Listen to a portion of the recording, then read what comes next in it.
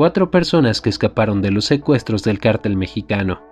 Los cárteles son conocidos por cometer una gran cantidad de delitos, y uno de los crímenes que parece particularmente común en México es el secuestro. A lo largo de los años ha habido varios miles de víctimas secuestradas solo en México y en muchos casos las víctimas no vivieron para contarlo. Sin embargo, hubo unos pocos afortunados que tuvieron la suerte de escapar de sus captores, ya sea pagando un rescate o simplemente encontrando alguna manera inteligente de huir. Bienvenidos a un nuevo video. En este video te contaremos la historia de 5 de estos afortunados sobrevivientes y cómo pudieron escapar de las garras de sus captores. Si te gusta este tipo de contenido, suscríbete a nuestro canal, es gratis. Ahora sí, comencemos. Luis Freddy Lala Pomavilla.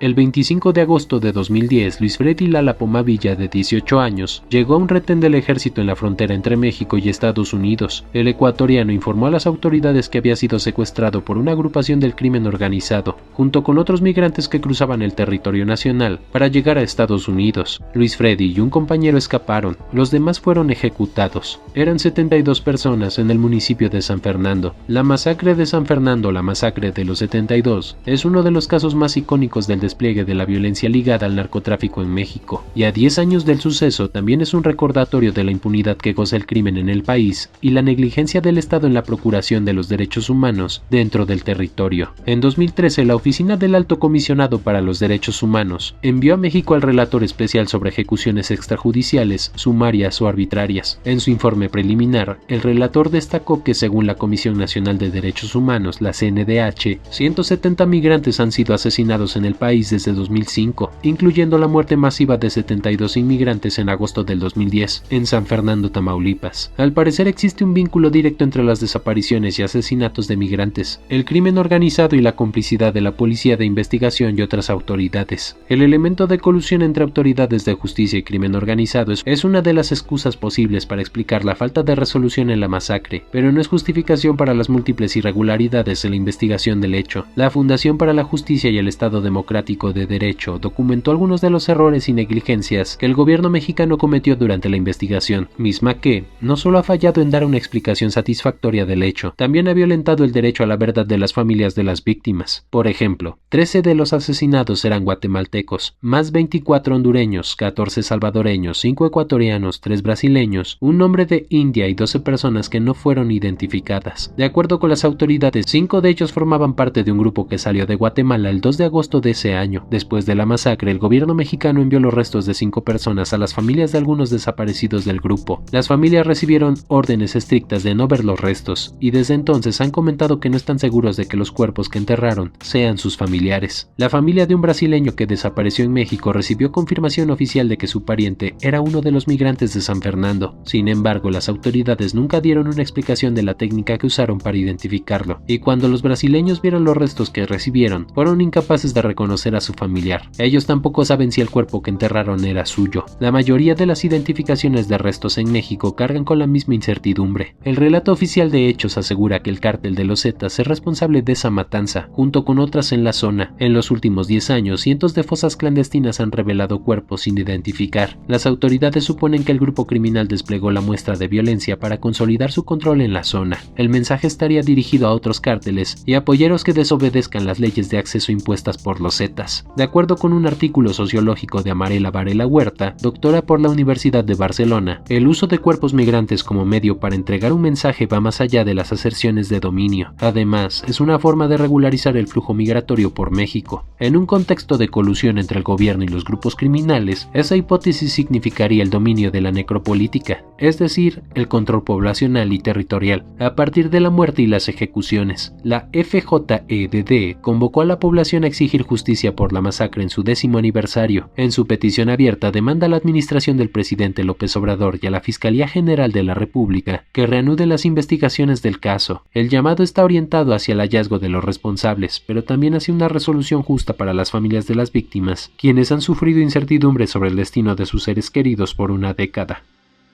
Yolanda Álvarez Antúnez.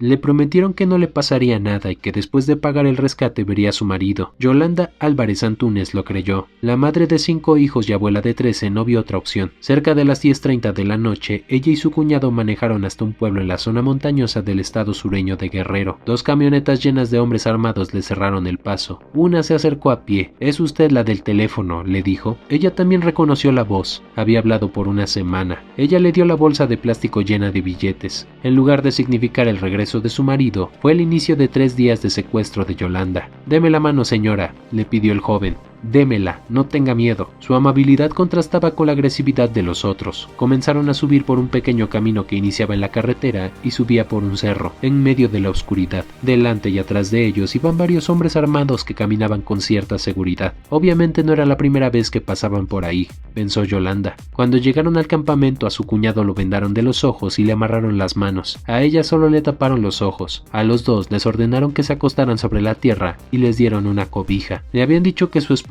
Luis Alberto Castillo, Beto, había escapado y que ella no podía irse hasta que lo recapturaran o él volviera. El 10 de enero del 2013, hombres armados se llevaron al hombre de 54 años y padre de 5 hijos de la pequeña tienda que tenían sobre la carretera de Huehuepan, una pequeña comunidad de cerca de 500 personas, una sola caseta telefónica y prácticamente ninguna señal de celular. En cuestión de horas llegó la primera llamada a la caseta telefónica. El hombre exigió 500,000 pesos o casi $40,000. Después de una semana, Yolanda solo había reunido una parte. El hombre le dijo que les llevara lo que tenía. Y ahora, ella estaba ahí, en un campamento en las montañas de Guerrero, aún sin su marido. Al paso de las horas, la venda de los ojos se le cayó. Vio que en total había 18 hombres armados, la mayoría jóvenes como de 20 años. La primera noche, algunos de los jóvenes fumaban marihuana y oyó que algunos aspiraban con una pajilla algo de una olla. Se mostraban entre ellos imágenes de mujeres desnudas en sus celulares y de pronto algunos pelearon. Hubo una discusión muy fuerte entre ellos y me dio miedo, recordó Yolanda, una mujer de entonces 53 años. Miedo de que ya estando drogados fueran a hacerme algo, dijo. Yolanda tiene su rosario de plata en el bolsillo, pero temía que se lo robaran si lo sacaba. Por eso usó las puntas de sus dedos como misterios de un rosario improvisado y comenzó a rezar en silencio, ellos diciendo tontería y media y yo rezando,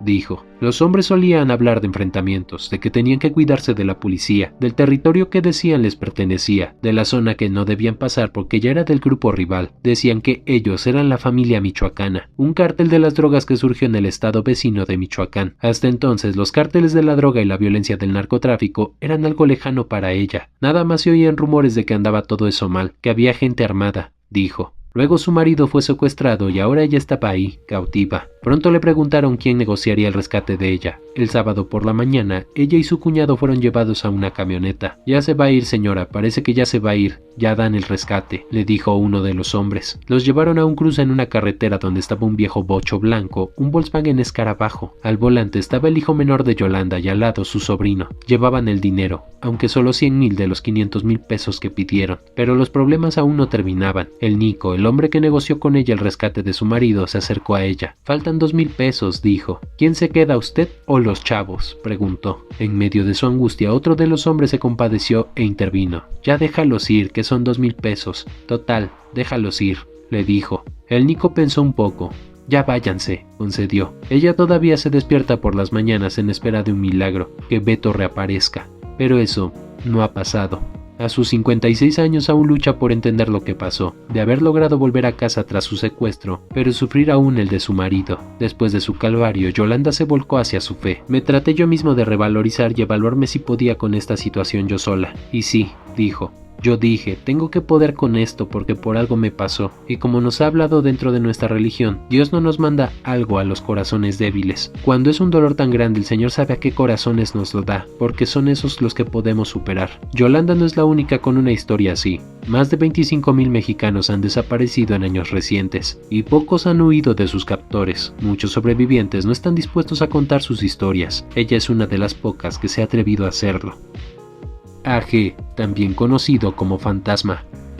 Todo comienza con la víctima, A.G., o también conocido como Fantasma, un hombre con una recompensa del cártel por su cabeza. Según informes del FBI, AG había estado involucrado tanto en el contrabando de extranjeros como en el tráfico de marihuana durante los últimos años. AG estimó que había participado en unos 30 incidentes de este tipo a lo largo de los años. Una criminal de 54 años, Roxanne Rocky Mary Carpenter, era una conocida de Ghost y fue abordada por el cártel después de que, según el testimonio de Carpenter, desapareciera una cantidad no revelada de marihuana de la cual Ghost era responsable. Según un expediente judicial del abogado de Carpenter, el cártel se presentó en la casa del acusado con rifles de asalto AK-47, exigiendo el paradero de Ghost. Estaban buscando la marihuana de la que Ghost era responsable, señala el informe. Carpenter luego comenzó las negociaciones sobre la recompensa de Ghost. El precio de venta inicial era de $37,000, pero Carpenter también tendría que presentar la marihuana faltante para recibir esa recompensa. Luego, según los informes, el cártel ofreció un camión, pero Carpenter se negó. Finalmente, las dos partes llegaron a un acuerdo sobre 30 libras de cannabis a cambio de AG. Carpenter reunió a su equipo, formado por Fowlix, Lucky Begay, Fausto Zombie Velázquez y Brian Edward Myers. Beggy, un veterano del ejército estadounidense, fue contratado por su fuerza. Myers era amigo de Ghost y estaba siendo utilizado como señuelo. Velázquez, que vive con Carpenter, trabajó con Ghost en el pasado y aparentemente mantuvo una fuerte relación con ciertos miembros del cártel. Ghost también creía que era Velázquez el responsable de la marihuana que desapareció. Ghost culpó y todavía culpa al coacusado Fausto Zombie Velázquez, a quien afirma que subcontrató la marihuana desaparecida, afirma el informe. En vísperas del secuestro, Carpenter le dio a Begay y Myers una picana y pistolas para someter a AG. Myers recogió a Ghost y Begay. La mañana del 29 de marzo se dirigió a una zona remota. Luego Begay golpeó a AG en el cuello con la picana, y finalmente los dos pudieron esposarlo. Luego el dúo le cubrió la boca, los brazos y las piernas con cinta adhesiva, y lo colocaron en el maletero del coche. Myers y Begay luego se reunieron con Carpenter y Velázquez en Safeway en Bisbee, donde se hizo una llamada para concertar una entrega en México.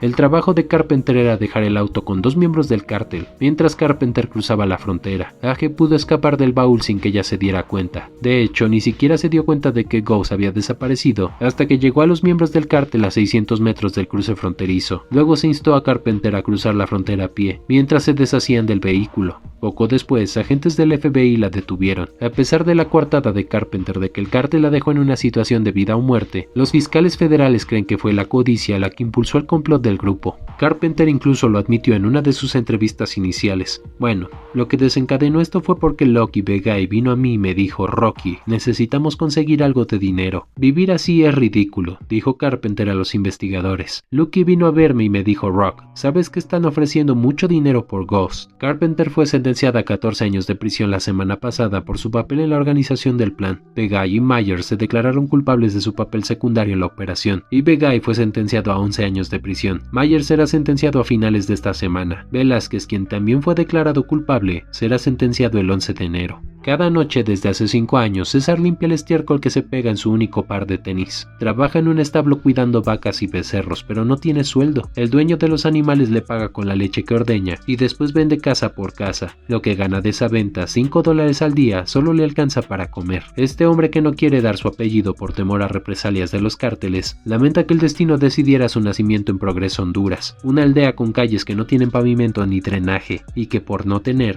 ni siquiera tienen nombre. Nací pobre, ni para comer teníamos, y 50 años después sigo siendo pobre, y así moriré seguramente, sin tener algo propio, dice. Su aldea es una cuna de pandilleros inmigrantes que buscaron mejor suerte en el camino al norte. César lo intentó hace 2 años, cuando quiso reunirse con un hermano que vive desde hace 2 décadas en Jacksonville, Florida. Casi le cuesta la vida. Eran las 4 de la mañana del 20 de septiembre del 2019, cuando César tomó una mochila y una muda de ropa. Se despidió de su esposa y salió para reunirse con el coyote que lo cruzaría por México para llegar a Estados Unidos. César le entregó su automóvil como primer pago, para saldar los primeros $2,300 de su deuda. Si lograba cruzar, se había comprometido a pagarle el resto del dinero, $5,500. Los coyotes de la zona cobran entre $6,000 y $8,000, asegura César. Ya en México, en Chiapas, tomaron el tren conocido como La Bestia, rumbo al norte. En Puebla, los funcionarios del Instituto Nacional de Migración detuvieron a algunos de sus compañeros. Desde ese momento viajó solo.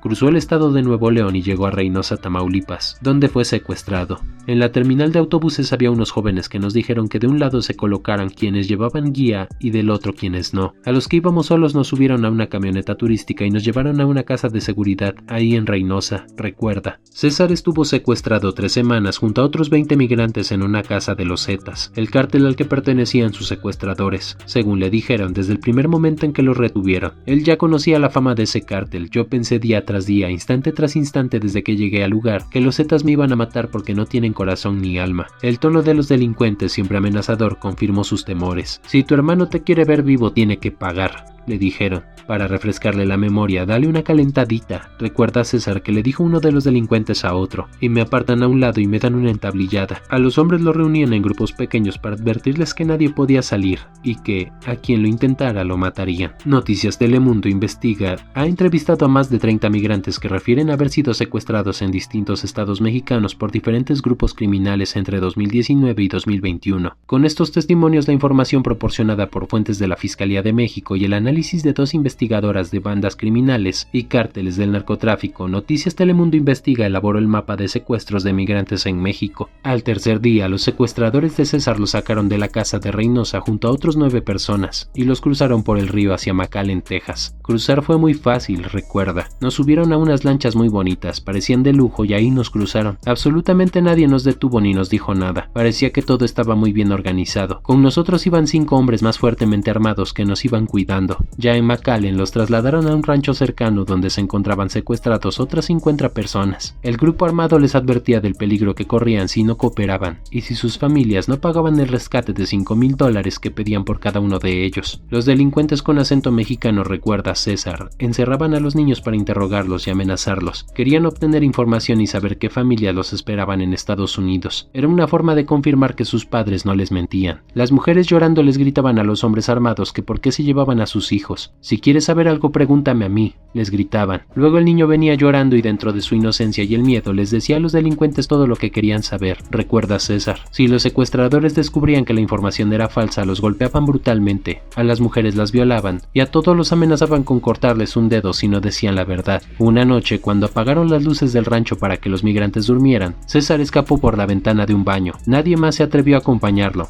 En el exterior, varios hombres armados custodiaban la casa. César tuvo suerte cuando cayó de la ventana de la segunda casa de seguridad de McAllen, donde lo habían retenido. Corrió sin parar durante 20 minutos hasta que topó con la patrulla fronteriza. Lo detuvieron y lo trasladaron a un centro de migración donde permaneció 2 meses, hasta que fue deportado en un avión a Honduras. Regresé derrotado, sin ilusiones y aún con mucho miedo. Tenía en mi mente el rostro de los secuestradores cuando me advirtieron que me iban a cortar un dedo para demostrarme que no estaban jugando. César regresó a su aldea natal en Progreso, donde espera reunir el dinero suficiente para pagarle un coyote y volver a intentarlo. No le importa el riesgo de volver a ser secuestrado o perder la vida en su trayecto por México. Me gustaría regresar, porque yo sé que en Estados Unidos podría obtener algo que me ayude a morir dignamente, porque Honduras solo da para sobrevivir y no para vivir.